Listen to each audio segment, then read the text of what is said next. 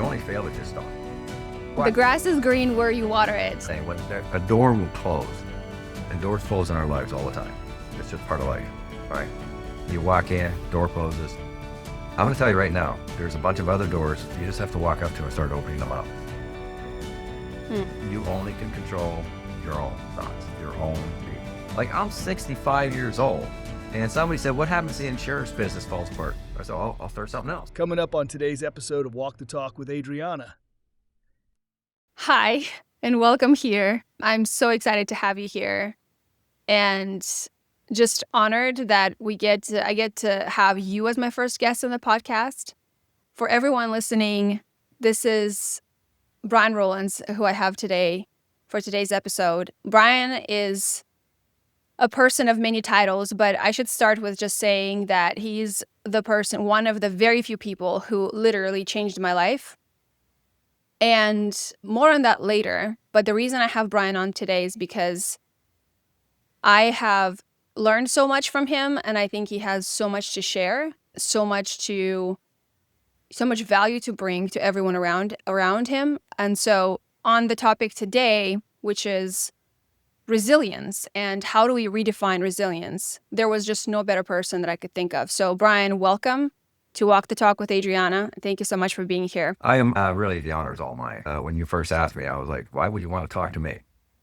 Seriously. For the 3 million reasons. But I think about, and I'm going to plug you here. I know you don't like that, but you will. You were. I knew you would. I knew you would. When I first met you, when you first showed up, and you always excel. Always excel. And for you to look at me as a mentor and, call me Pops, in the old days, and never forget that, right?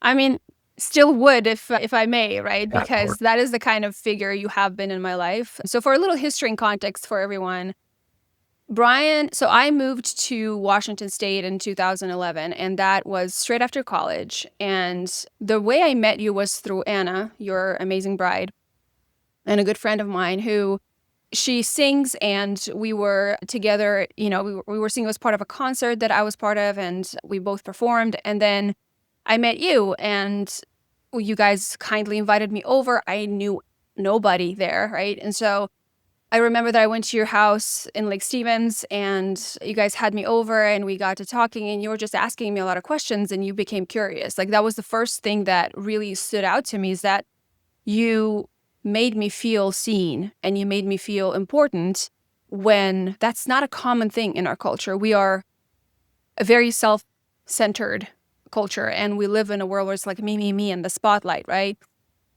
And I think even back then, which was it was 14 years ago. Yeah. Even then, that was still such an awestruck moment. I was like, oh, it makes me feel so good in that, in the presence of these people, of this family. And so, fast forward to talking to you that day, and then you go, well, what are you doing? And I'm like, oh, I just graduated college, and I have no idea what to do because I'm on a visa, and, I have 1 year of training, essentially 1 year allowance to work in the country until I can find someone to sponsor my visa. It was the whole thing. And you're like, well, why don't we talk about, why don't you move here? There's a lot of opportunities. And I'm like, no, I don't have time. I don't have money. And so long story short, Bryan guided me to self-study because I couldn't afford taking the course that he was kindly offering, which, again, I'm gonna have you share more about the empires that you've built, because that is just absolutely impressive and amazing. But Bryan was teaching a course helping people really transition into a different career in no matter where they were in their journey. And so I couldn't afford neither the time nor the money. And you're like, go study this at least. And if you can successfully pass an interview, I will, see what I can do to help. And so that was the start of the journey. And I just, it changed my life. If it wasn't for you to see the potential, to see the things I didn't see in myself at the time, none of it maybe wouldn't have happened,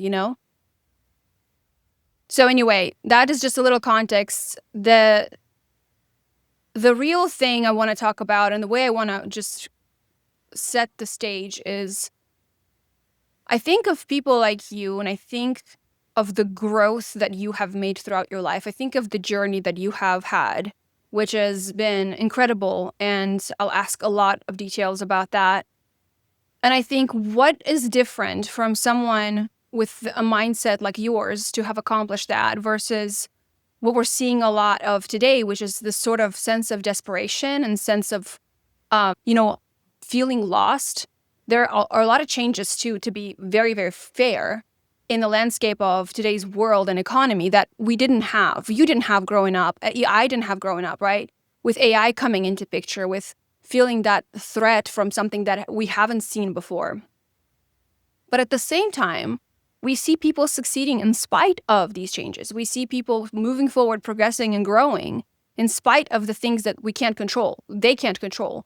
And so I don't buy the whole, oh, this has happened all around me and therefore I can't succeed. I can never do this. I could never achieve my objectives. I see it more of a mindset. Like, how do we think? And then the word resilience came to mind. And for the past 5 years since the pandemic started, like, that has been the buzzword. I don't know for you, but that's what I've heard the most. Like, we've got to be resilient. We've got to be resilient. And I'm like, what does that mean? What does that even really mean?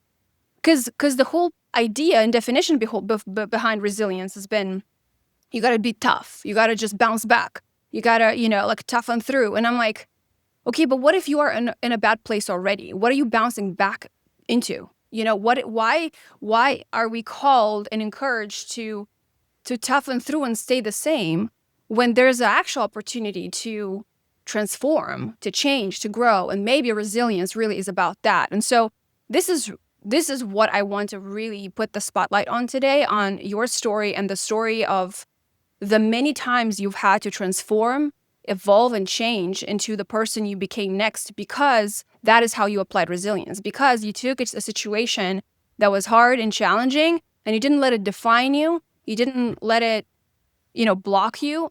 You embraced it, you leaned into it, and you found ways to, like, bloom from it. So that's how I want to set the stage. And I think the first question to you is, let's just take us all back into the early days.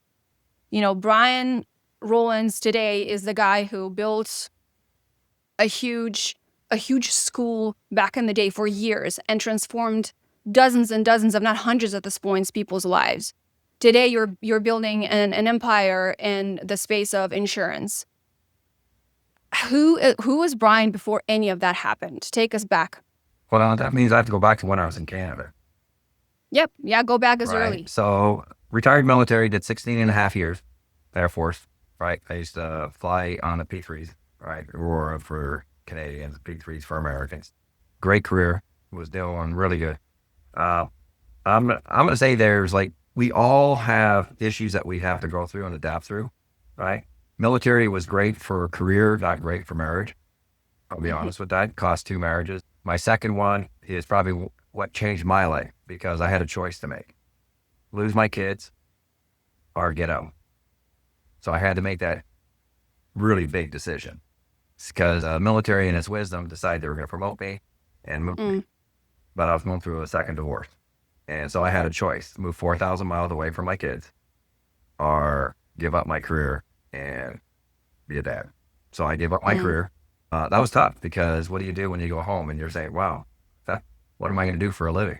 And so I tried different things. I was trying to build businesses. I had a little company called Sheds for, right? I'd build sheds, fences, didn't matter. You do whatever you do. I became a car salesman, right? And I got introduced to Royal Roads University, the MCSI program, Microsoft Certified System Engineer. And that led me down the path of going to school. And I'm a guy that could not program his VCR back in the day. And my friends used to laugh at me. You're going to be a computer guy? You can't even program a VCR. And they were right. I couldn't figure any of that crap out. I didn't care, right? So I went to the school. I'm very stubborn, right? And when it comes to what I want to do in life and how I apply myself. So they had a record at the school of, I think it was 6 exams or 9 ever written and passed. I passed it and I got 11. And so I set the new record for the school of, and 5 of them I had to study on my own. And go write these, certifications and get them. That led to an opportunity at Microsoft. Right. At Microsoft, I went there with nothing. Guys, you have to understand, I left Canada All my furniture was in storage between a couple of friends' places. I went and got what I could fit in the back of a moving truck because there was a few of us that rented a moving truck. So we only had enough space for my bedroom set. Everything else I gave away. Tool, everything you can ever imagine of 20 plus years of collecting stuff. Wow. I gave it away, right? At a beautiful dining room set. And I talked to John and he said, "Oh, my wife loves it." I said, "Good, tell it's hers."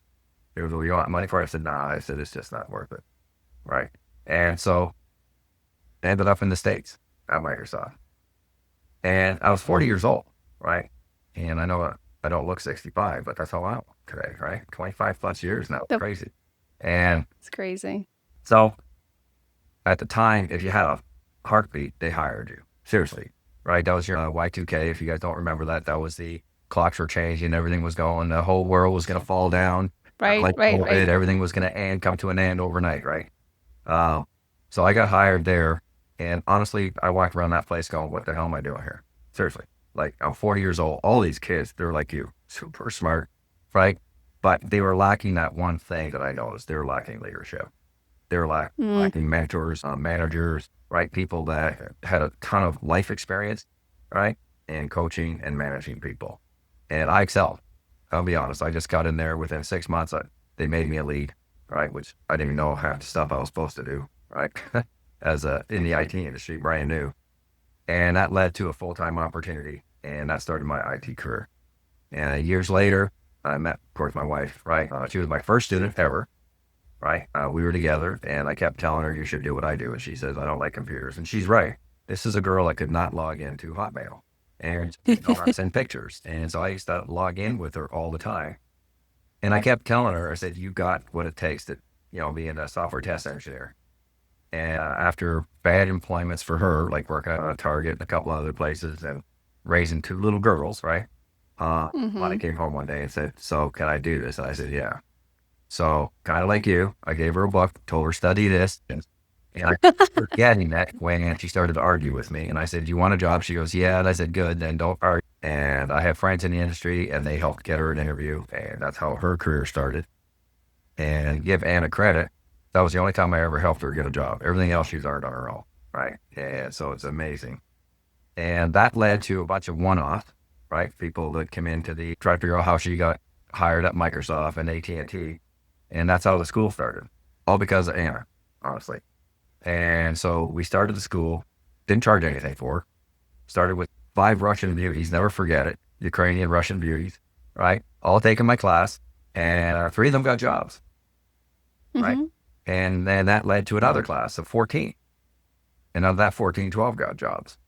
And of course, the class started blowing up. And I said, "Wow, the only way to stop this is charge people money." I figured once I charge people, nobody will come again. Yeah, that didn't quite work.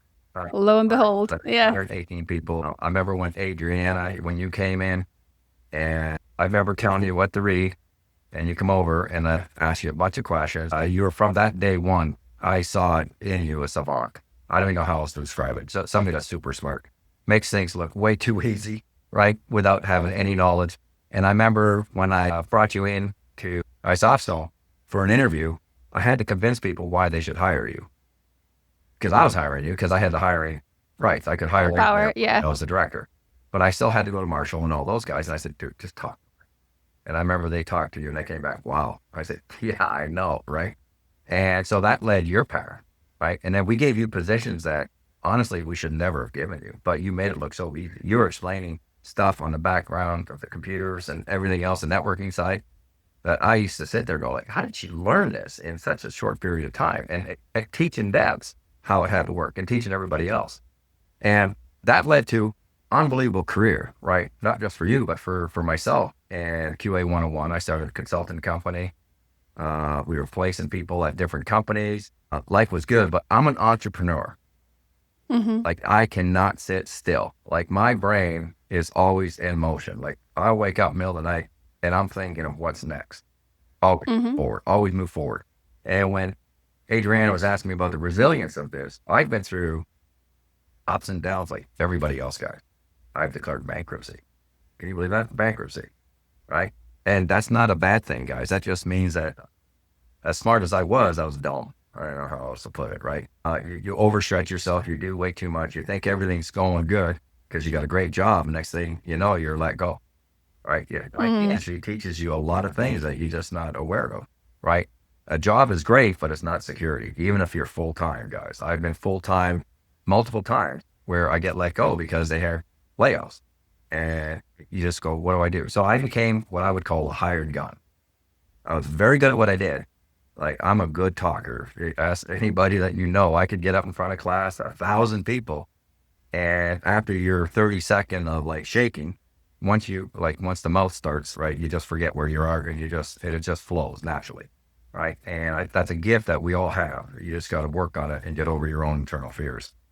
But as the part of the failing part is you only fail if you stop. Yes. Right? It doesn't matter what you're doing in life, right?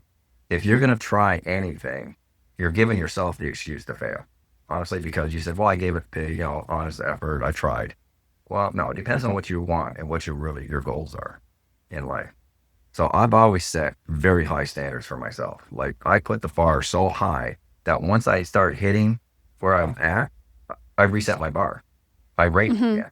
Because the last thing you want to do, and I don't know if anybody ever told you guys, but the golden handcuffs are the killer for anybody in any industry. That's where you tie yourself off together because you go, wow, I am comfortable. Right. And you start doing the same job, and you can do it in your sleep, which means you're good, but you don't learn anything. And technology and life moves really fast today. Yep. And in 5 years, you're going to be doing the same job. They're going to go, hey, we're going AI. We're doing this. We're moving in a different direction. You're going, well, I'm not ready for that. And they go, yeah, we know. That's why we're letting you go. And all you got your resume out there and you're trying to shop yourself around. You're going, nobody wants me because I don't have the skill set, but I'm good. But yeah, you can't pass the interview. You don't know how to pass the interview because you stop educating yourself. You stop learning. And with the part of the resilience, like, I've gone from the highs and the lows, and every time I've rebuilt it bigger, better, faster. And by that, I made more money faster because I already knew what it takes to become successful, right? You have to spend money to make money. Like, if somebody says, I'm going to start a new business and I got no money, but I'm going to become a multimillionaire and I'm not going to work for it. Well, I got news for you. It's not going to work, right? Invest in yourself. You're going to have to give up things in life to become successful. Is it worth it? I'm going to tell you right now, the life that we lead, we're busy. It's crazy. But we just traveled the whole country in a $600,000 RV. That broke down, by the way, but it's all part of life. And it's like a national Lampoon holiday, like, or RV trip. It's no different. Yep. It's a lot of fun, but it leads to a lifestyle that, it's unbelievable, right? Are you willing to do what it takes to win? That's what you got to ask yourself. And are you willing to fail, right? So you can get better. Because in the insurance industry, right, when I saw my career path in the IT industry coming to an end, right, I was at 58 and I was finding it harder and harder, even though I was a small little company. Everybody, the bigger guys, and there's a lot, I was small, right? I was small potatoes. But these companies would come in, they'd want all my people. They'd want everybody that we train, but they didn't want to, pay for, so to me, it was like, okay, like you're asking me to provide a service, but you don't want to, pay for the service themselves. You just want the result of what I deliver. Yeah. And so I had to look at, well, where am I going to go? And I love the idea of the insurance industry because, first off, you're helping families, right? You can make unlimited income if you're willing to work hard, and it's a residual income. That's what got me, was that residual income. Because in the school, we trained over 1,600 people, right? Yes. Out of that, over. Well, that's insane, actually. Yeah. I knew it was in the hundreds, but it sounds like it's in the thousands. We did it for 16 years. That's crazy. Like, just the number of people's lives that you touched, right? By just opening yourself up in the first place to help and deliver value. And that is, I think, just a crucial attribute when it comes to resilience, or when it comes to just wanting to grow and wanting to be the best that you can be and get the most out of this life. This is the secret ingredients. Like, from anyone I talk to, that's a pattern I notice is, how do I add value to someone versus just be after getting something, right? When you focus on that, which is what you did with Anna first, and then with, all the Russian, Ukrainian beauties, and you continue to do that, and you had to I mean, it is smart to monetize the skills that you have at some point. I think you only did it because you're like, I'm running out of capacity here. But you also saw an opportunity. You saw an opportunity to add value and help people while you're helping yourself. And that is literally the best way to do business, right? I thought it was like unbelievable because I remember the students, and God, there's so many, like, because it pops up in my memories all the time on Facebook and everything. Yeah. And I look at hundreds of students that took the class are still in contact with me. And I'll tell you that the most resilient ones I've ever saw, right, that took the class, right, even though some of the guys were really strong, I said, were the women of every nationality, of every race. It didn't matter. They were hungry, motivated, super smart like you. There were so many that took the class, and I just saw them excel. And we gave them, I think, a belief in themselves that they ever had. Yes, that is 100% true. That is what you gave me, right? Like the fact that you saw in me things, that abilities, and something I suppose that I didn't know I have because no one else told me, was the greatest gift. It was instilling that confidence that you've got what it takes. And I think that is a building block towards being able to conquer, and again, using the buzzword of today's topic, like of building that resilience, of knowing how to apply it, is when you can look at yourself and just know that, like, no, I have what it takes. Yes, I have to bring it in. I have to put in the discipline. I have to wake up and like make the choice to do the right thing and build that momentum as a choice, not as a means of like, I'm going to wait for inspiration to come down from heaven, right? You have to get up and do it in spite of how you feel, but you're doing it not in a way that just wears you down. Because this is my problem with today's, resilience culture. It's like, just push through. You've got, you push through, and yes, but is that all? Because if all we do is just push through to just continue being miserable, we've missed the whole point of that challenge. Right. I totally agree with you there. Right. It has to be transformational, or it's in vain, or it's just suffering in vain. It's exhaustion dressed up as bravery. And that is pointless. That takes you nowhere. That makes you more tired. It helps you degrade, if anything. How do you grow and transform? How do you apply resilience as a tool of becoming a better version of who you are and applying the gifts? Because everyone has unique gifts, right? Like, nobody should be like me. Nobody should be like you. Everyone should be like them. We all have our gifts, right?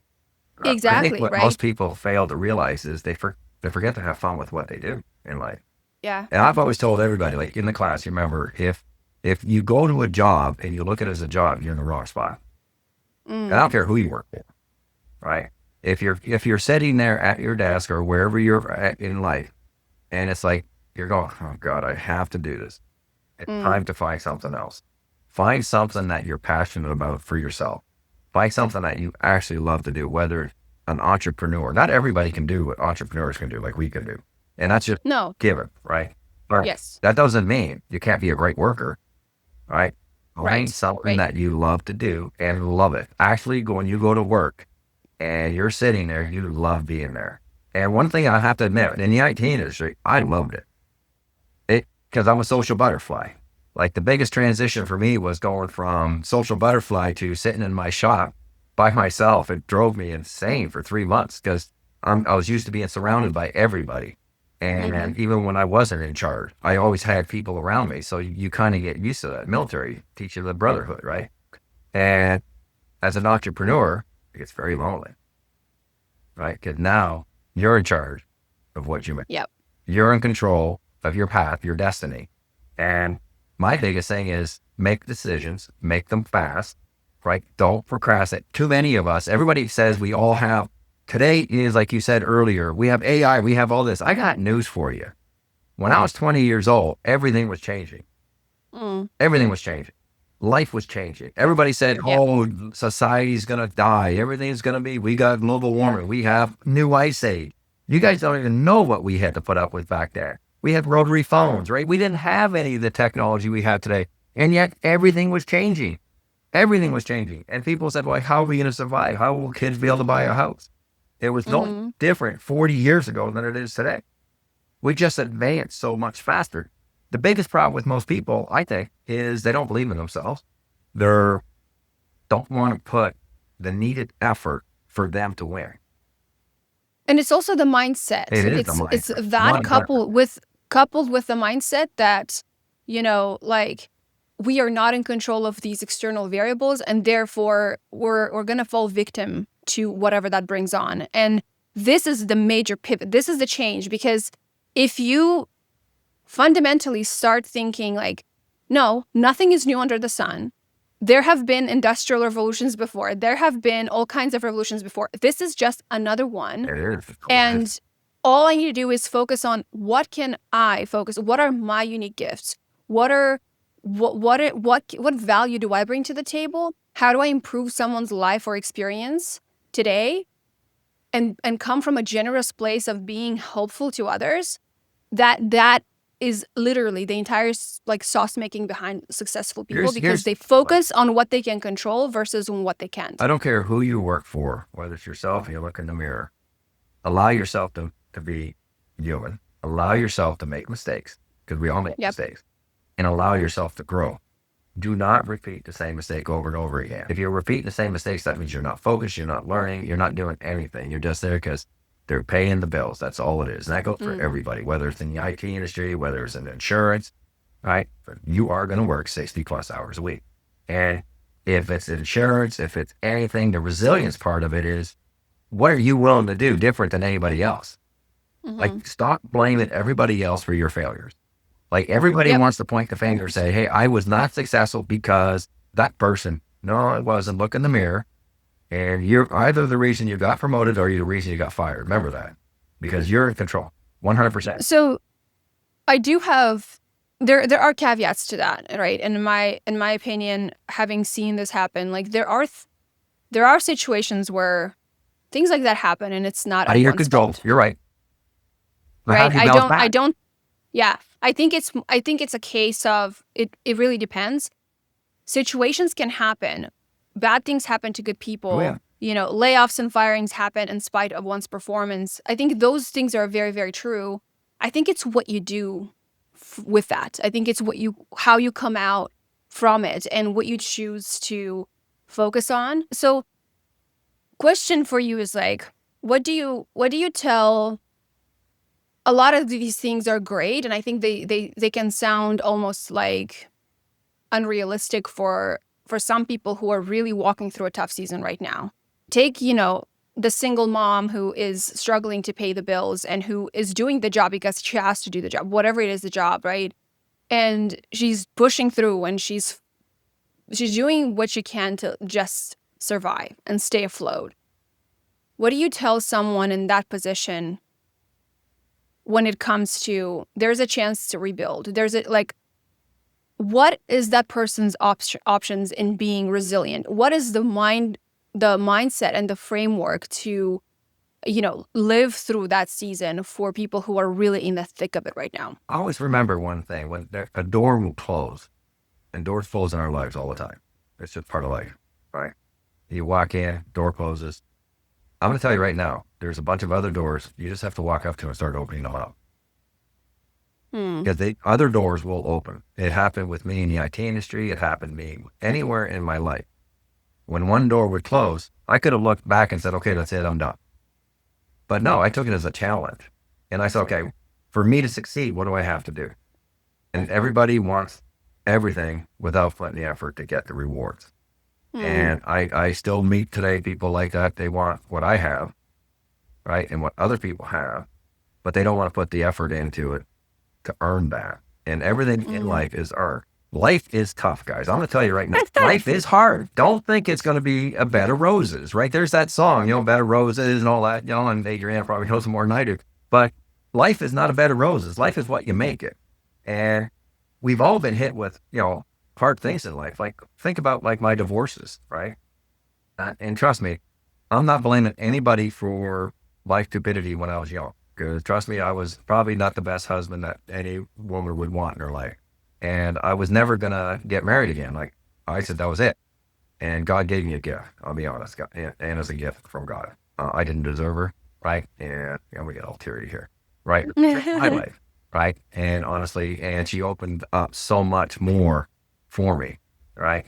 And I look at everything in life as a reason, right? Things happen for a reason, whether we like it or not, right? But you have to be resilient enough to say, okay, that's not going to destroy me. Because that's what too many people go and they go, oh, I'm done, right? No, you're not. Starting over. Who cares? Like, I'm 65 years old. And somebody said, what happens if the insurance business falls apart? I said, oh, I'll start something else. I don't care. Right? I'm not going to die just because something failed. Yeah. Right? It just means I got to be smarter and learn from my mistakes. And trust me, even in the insurance business, I've made a lot of mistakes because brand new. Built a business within 2 years or almost 2.5 years to $1 million a month. That's what the company was making. To watch it all fall down because I didn't build it right. And then I was almost about to quit. And it takes courage to admit that, right? Like that's well, it's that's hard a crazy because I was looking journey. at like, is the grass greener, right? Is the grass greener over there, right? Because you're The grass is green where you water it. That is the truth. Boy, isn't that the truth, right? And so my biggest mistake I discovered was I didn't keep producing as a personal, right? I built a large team. We had 2,000 people. I'm very good at recruiting, guys. Like, I could convince an Eskimo to go work in Hawaii, right? And tell them we have an ice cooler. Don't worry, you're going to sell ice cream in the cooler, right? And it's all about like believing in yourself and sharing the opportunity and the vision that you have, and that's what people get excited about. Seriously, what's your vision? Like, what do you want to do? And I gotta tell people, if you want something in life, right? Start picturing what you want and start drawing it. Start taking pictures of, if you like a car, if you like a house, it doesn't matter what you want, visualize that every day. Because now you got a motivating factor for you to go after it. And then you raise your bar. Every time you hit something, you go, okay, what's next? And it's not that it's greed, right? Everybody goes like, they think like me and Anna are very wealthy. Well, we're not. Jeez. We spend money like there's no tomorrow. But the thing is, we make really good money, but we have a good life, because who knows when God's going to call us, to go to the other side. We don't know that, right? So the way I look at it, take care of everybody around you, right? Take care of yourself. Be healthy. Take care of your own body, guys. I still work out, right? I still take care of myself. Can I be in better shape? Yes. Do I want to look like Arnold Schwarzenegger? No. Right? I just want to be able to still play hockey, still have a good, a lot of fun, right? I want to live to 90 plus, right? And enjoy life. But resilience comes from the fact that you never give up. Yeah. No. You only fail if you stop. And I love when you said that. And I want to make that clear, because you brought these examples, and I want to make it very clear for, the folks listening, is that we're not talking about money per se here only, right? I think we're talking about resilience at large in every aspect. I have friends who, have been laid off in the past couple months along, with me. I have friends who've lost their jobs. I have friends who started a business just to figure that AI essentially took over overnight, seemingly, because it did, right? Like, there's just, that's all there is to say. And there's not just a depression financially for a lot of these folks, because they're going through the reality of what I thought was going to be my bread and butter for the long haul. I have to, rethink that. But there's a depression internally. There's a mental sort of weakness and a mental, I don't know what the word is, right? But you just kind of give in. You succumb to, oh my goodness, like the lay of the land is changing. The rules are changing. What am I going to do now? And I have to start from scratch. And I think this is sort of this is where abundance and wealth truly comes from, is when you find a place within yourself that is separate and independent from the external variables that you can't control. And it's that place of like, listen, no matter what, I'll figure it out. We'll figure it out. If you are with a partner, if you are with someone, this is not the end, like you said. This is just another pivot, and we're going to figure it out. And you make the choice, you make the conscious decision that resilience for you in that moment is going to look like figuring out how to redirect, how to repurpose the talents, knowledge, experience, everything that you've gained along the way into this new value format. Because essentially, you never fail if you just continue to deliver value. That's it, period. If you stop trying, like you said, that's when you fail. And if you focus on something other than like, I need to be valuable to others and I need to deliver something that others want and need, that abundance, that joy, that thing that's from within, that's where true wealth and abundance really resides in. Money is a byproduct of that. Money is a tool. And like you said, to your enjoyment, right? Like traveling the country, spending money on the toys, that these are the things that you get to enjoy and invite others along to enjoy with you. These are not the means of your happiness. Yeah, my biggest thing is when I look at people and is how easily they're willing to get discouraged and give up, right? Because they got hit in the face with a brick wall, right? I always tell people, if you got a wall in front of you, climb it, get over it, right? It's only an obstacle if you let it be.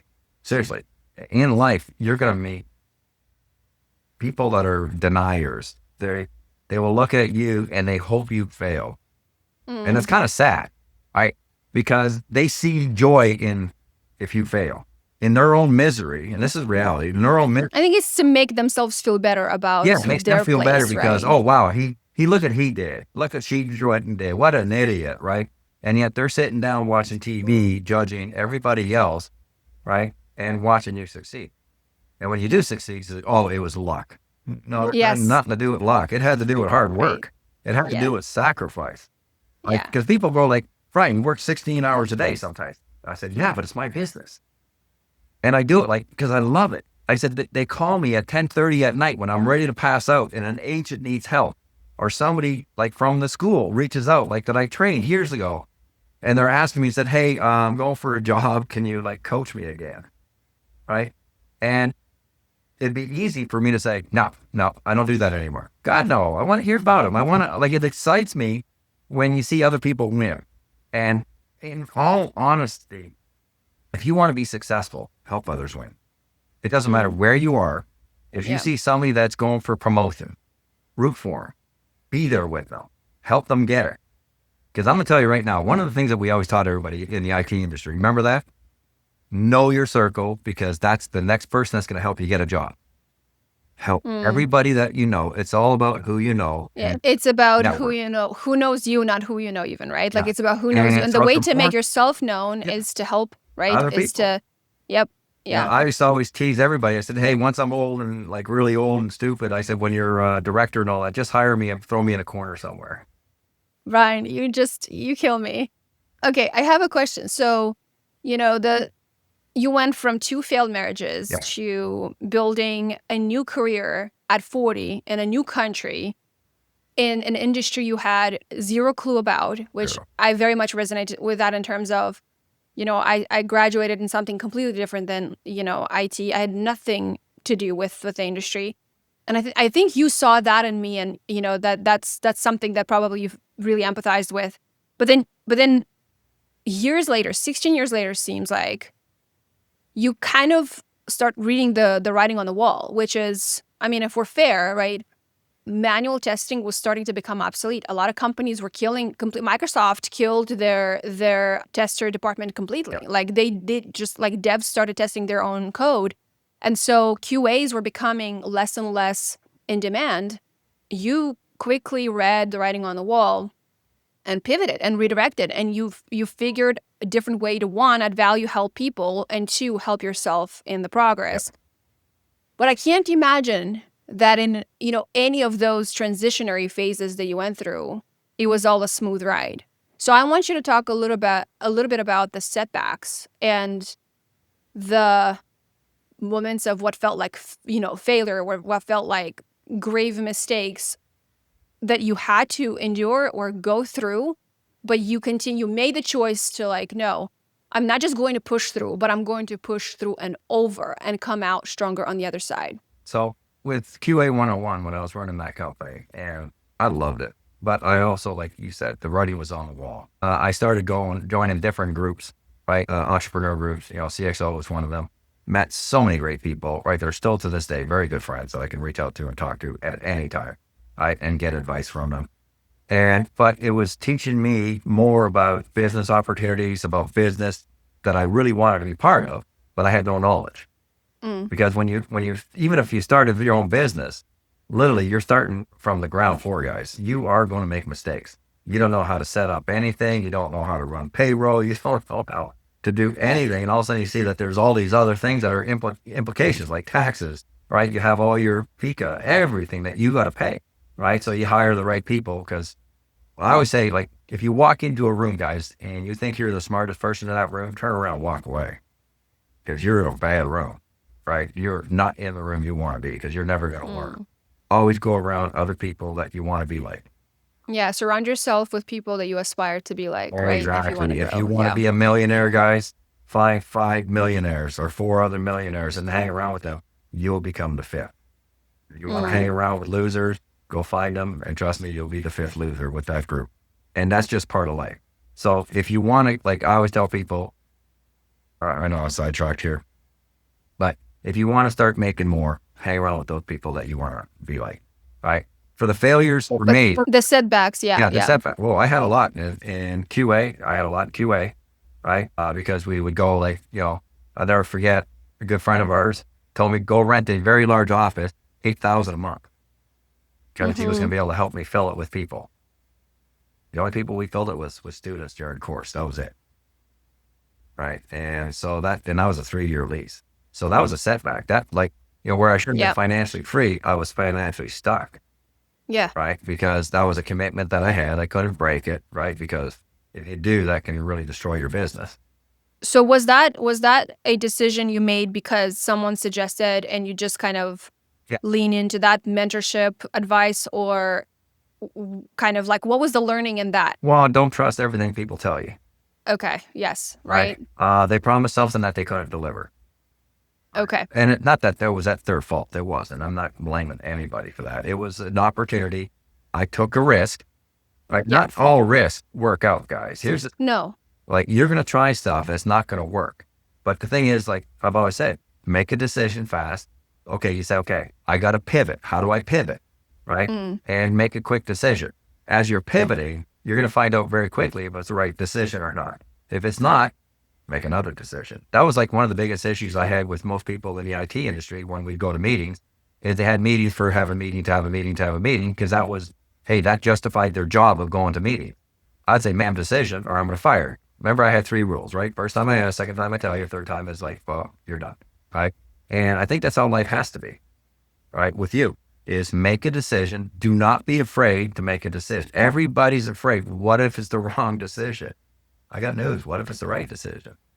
What if it's the right one that gets you down your path? And in our insurance industry, right? My biggest mistake was I took it for granted. I worked my ass off, right? I bought a brand new Harley. Think of this. I bought a brand new $30,000 Harley Davidson. And the next month I started a brand new business. I didn't drive that Harley for 2.5 years. When I finally started driving it, it had 100 miles on it. Like, literally, I took it in, got an oil change. The guy goes, it's brand new. I said, yeah, I know. I haven't driven it yet. And I moved it across country and it fell down in the trailer. So it had damage to it. So I had to get everything fixed. Right. But when I made the decision to pivot into the new business, guess what? I still ran QA 101 full time. I was still teaching classes. I was still playing hockey 2 nights a week, sometimes 3. Right. And then running a new business, learning and making a lot of mistakes, by the way. And I remember when they got me up on stage to talk about my mistakes of what not to do. Well, that was easy. I said, don't listen to me. Listen to the person that's teaching you how to do it, right? Because I'm a proud old guy. I thought, you can't teach this dog new tricks. Well, boy, this dog was like dying, right? Because I was doing everything I thought was right, but I wasn't succeeding at all. Wasn't helping anybody because I wasn't doing it the right way. So you have to be coachable.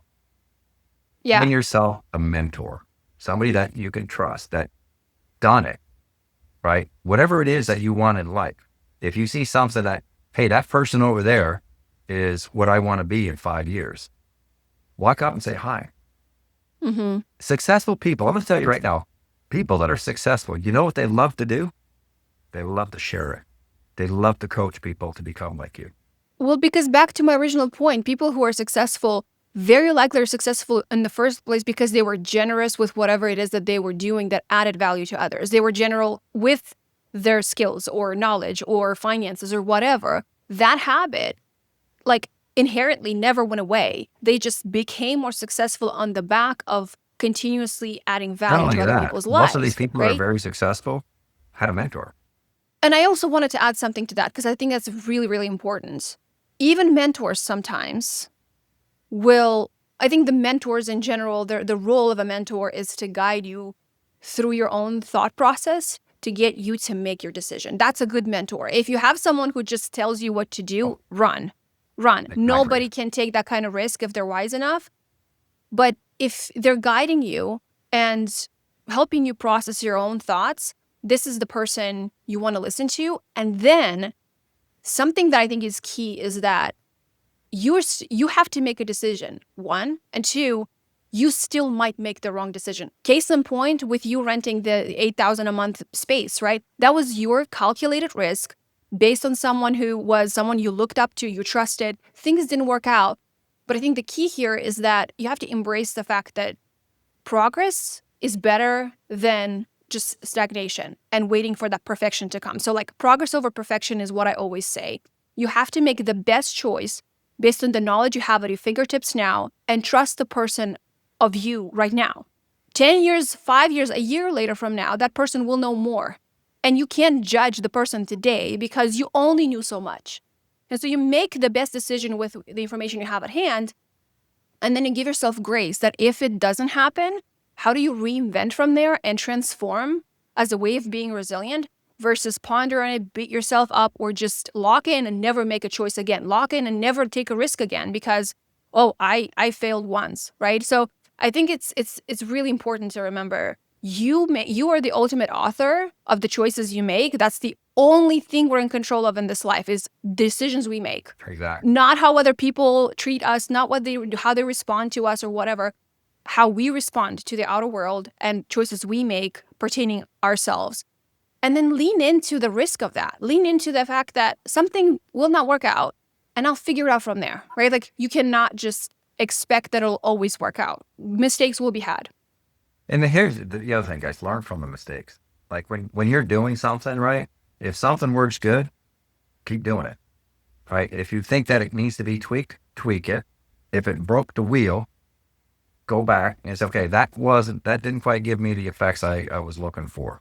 But that's okay. That's how we learn. The other thing Yeah. too, guys, is when somebody is like, when I coach anybody, I don't tell them how to do it. Because if I do, I'm always telling them how to do shit. Because they're always leaning on me. Okay, what do I do now? What do I do now? I want to give them enough knowledge to be dangerous. Because if they're really serious about learning, that little bit of knowledge I give them, that little bit of guidance I give them will open doors so they can start walking through and they can start learning on their own. I do that in the insurance industry all the time. Somebody asks me for something, I could easily, even in the IT, give them the answer and then send them on their way, only to know 8 minutes later, makes me feel good because I'm really important because they always got to come and ask me questions because I'm the only guy that has the knowledge.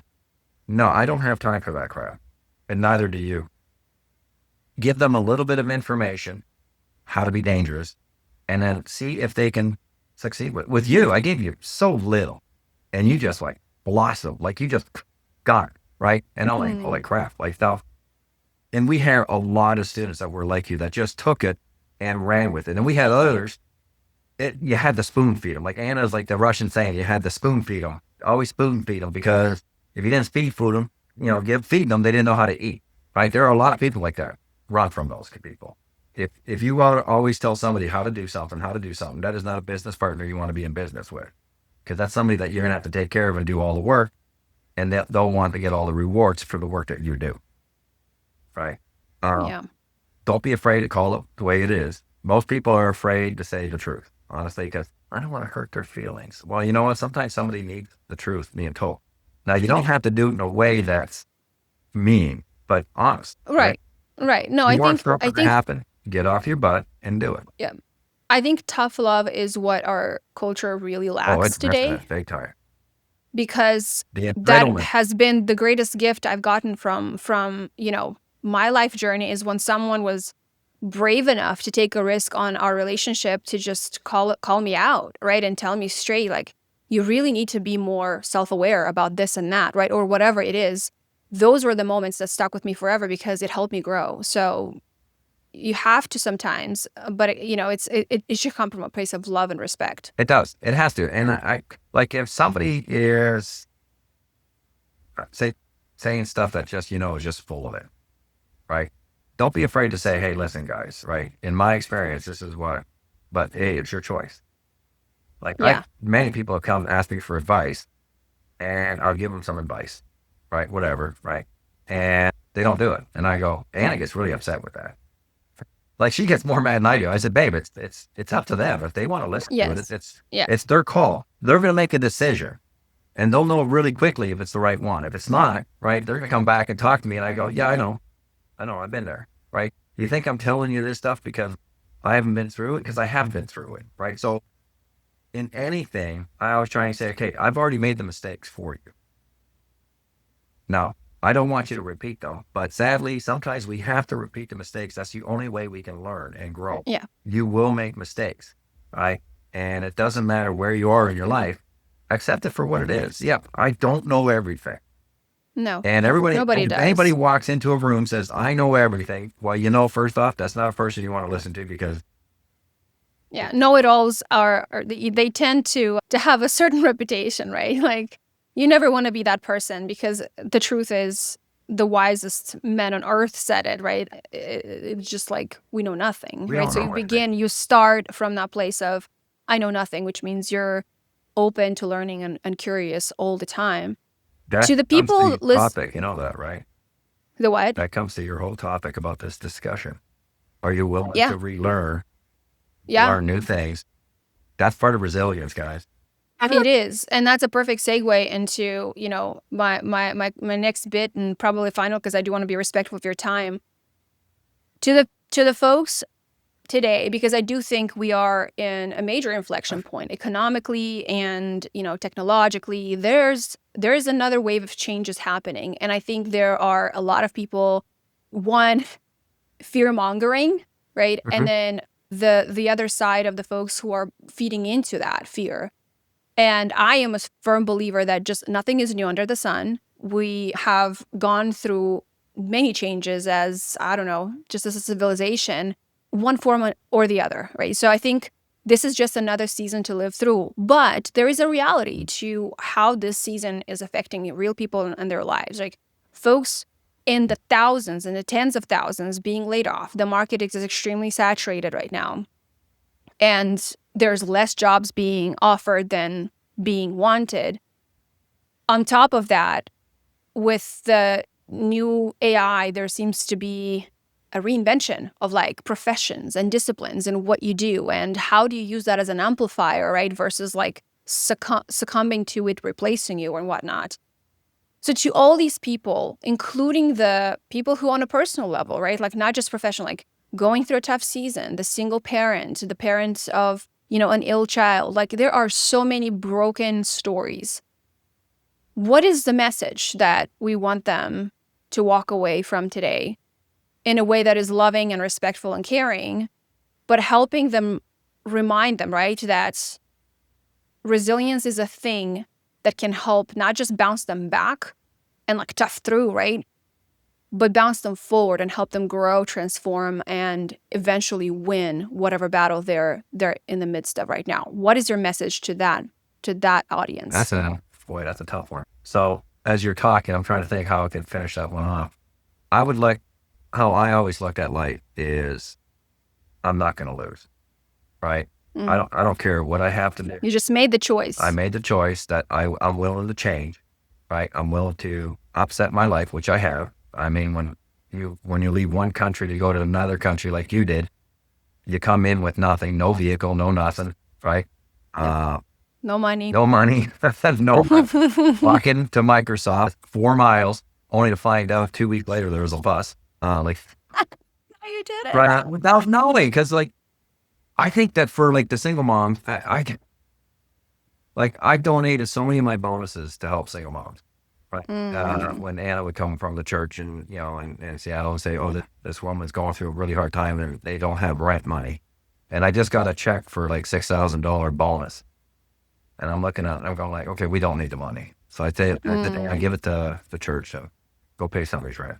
And it's like, I look at that as like, it's a gift from God, first off, right? I don't deserve anything I've ever gotten. I'm a guy that believes in God, but I was not a very good follower, right? And I wasn't, right? Even though I helped Anna when she went through her difficult times, and I knew she needed God in her life. She needed him, right? And people look at me and they say today, "Why do you believe in God?" Yeah, but everything you do is opposite. I said, no, it's not. I don't think so, right? I just might not be a churchgoer. For the single people out there and the single moms and the men, right, that are lost, right? Because there's a lot of men that are lost too, right? Find out what you want to do in life, right? Figure out, okay, if this is what I want to be, how do I go there? Start going in that circle of people.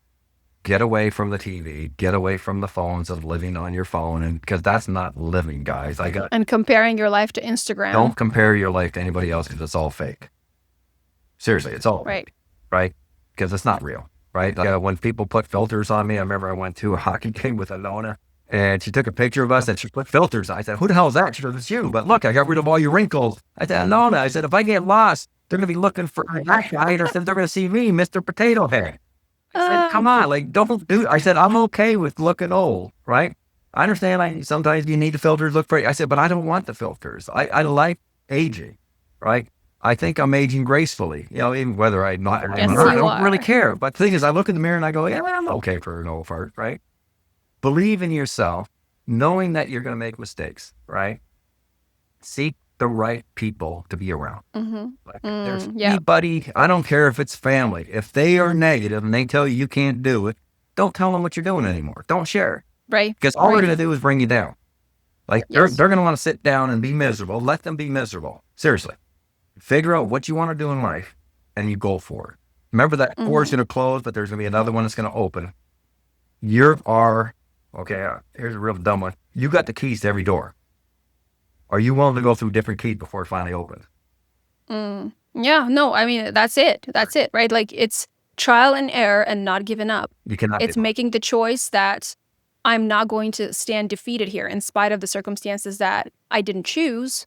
I'm going to make the choices that are within my control. Everybody is so close to being successful if they didn't stop. Like, in every business, in any, doesn't matter what you're doing. If you keep doing it every day and learning something new every day, you're going to become successful. Or stopping because you realize it's not the right thing. But then not just like, okay, giving in and giving up. You stop because you recognize quickly it's the wrong thing to focus on, your energy, and you pivot because that is the learning you got from that short-lived experience, right? Like, and I teach that to people every day in here, how to pivot. Like, don't say no. People don't like to be told no. Say, hey, it's not favorable today. But guess what? We have something else that's going to be favorable for you. And that goes for your life. Look in that mirror, right? And every day say, this is what I want to achieve today. Even if it's learning a little bit, right? Like, everybody says you should read books. I've never read books other than Tom Clancy and stuff like that, right? And Anne Rice books. Right? I've never read none of those How to Make Yourself Rich books because I find they put me to sleep, right? Honestly, trial and error is what's going to win for you. Trial and error. Never give up on yourself. It doesn't matter how bad it looks, right? Get up every day, say, today I'm going to be a winner. Today I'm going to make change in my life that's going to be positive. And how can you do that? By doing stuff. Yeah. Right. And I think coupling that with a book is not a bad idea. I'm not saying bring books back. I just don't have time. I know. And that's my excuse. That's my bad thing. Bad, right? No. I think, like, first of all, not everyone is a reader. Just like not everyone like learns through. We have different styles of learning, like kinesthetic versus audible versus whatnot. Like, I am more of an audible kinesthetic person, and like hands-on, right? So that's me. I got to be hands-on. Yes. Like, if I will learn the best, if you just show me once and then I will start tinkering from there and figure it out versus have to just read the theory of it and then try. So totally, I think that's valid. And I really love what you said, that essentially just step out, try and define what your goal is, define what your what is that vision of your life. Not everyone's has to be the grandiose, $1 million or multi-million. that is not the point of life. That is not what fulfillment comes from. It can be the homesteader's life. It can be life on an acreage, being a farmer, which is absolutely amazing. And probably the only thing that's going to survive a lot of things going I on love being at today. home. I'm a homebody. Like, Yeah. some people like to travel all over. I've done that, right? Now I just want to be able to sit back, right? I miss Echo Lake, like our 6 acres. Yeah. We were there Yeah, this yeah. summer, and I went there with the dog. I went back 4 different times. I just looked at it because the property's for sale. And I go, no, you're not thinking, are you? I said, yeah.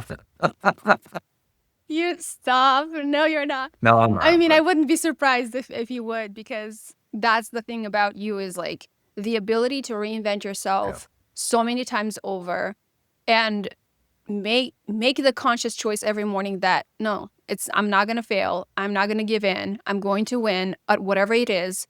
It's not always money. It's my health. It's my family. I'm not going to give up on the things that I know are right for me and for my future and for my family. And that's the thing. That's everything that resilience is really about. And so I'm really excited to have had this conversation with I you. love it. Like, one thing here, guys, is you can only control what you're in control of. Anything that's outside the news, anything that's happening that you're in no control of, doesn't matter. You cannot change the outcome of what's happening or from somebody else. You only can control your own thoughts, your own being. Actions and decisions. You can only control what you do. If it's out of your control, somebody else makes a decision that you have zero say in. Okay, you go, okay, how can I overcome it? And what do I have to do? Right? Because now you're in control. And most people are afraid that, well, that person controls my. No, they don't. You control your own destiny, guys. That's my final saying. Resilience comes from the heart and not ever giving up on yourself. Amen. Thank you so much for your time today, Bryan, and for it. all the Thank you. wisdom and just all the stories that you shared. I'm really hoping that it'll help inspire you and motivate you and just really give you a sense of you're not alone. People are walking through similar stories like yours today and every day, and they have been for decades prior, right? Changes that are happening today, the landscape changing today, shouldn't be a scary thing. It should be something we lean into, embrace, figure out our unique strengths and gifts, and figure out the way we can bring value with those. And so that's my hope for today. That's the final message. And I'll see you next time at Walk the Talk with Adriana. Thank you so much, Bryan, again. I'll talk to you soon.